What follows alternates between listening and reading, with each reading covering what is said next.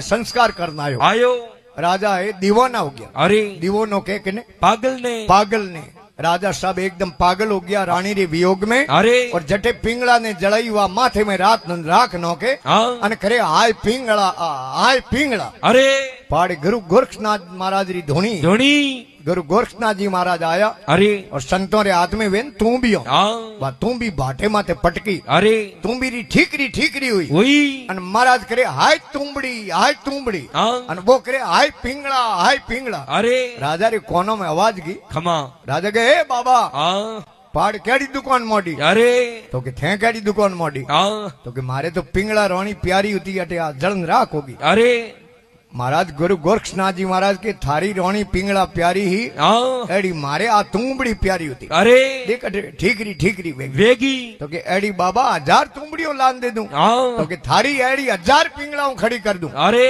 महाराज कमंडल ले मुंह खमा जल ले अरे मंत्र बोल शमशान भूमि रे मो सड़को दी दो। अरे 1000 पिंगलाओं खड़ी हुई के थारी पिंगला वेद की मो टाल ले एक रो हाथ पकड़ महल में ले जान बेणाई। अरे मोरा भाईया वीर विक्रमादित्य आज यो विक्रम समझ लागे न पर अरे वीर विक्रमादित्य के मारे ओरिजिनल बाबिशा होता नहीं पिंगला रानी वे तो जल ने राख वे गया आ तो मायारी बनी ओड़ी। अरे रे कहने मती भाइयों विरोध करो।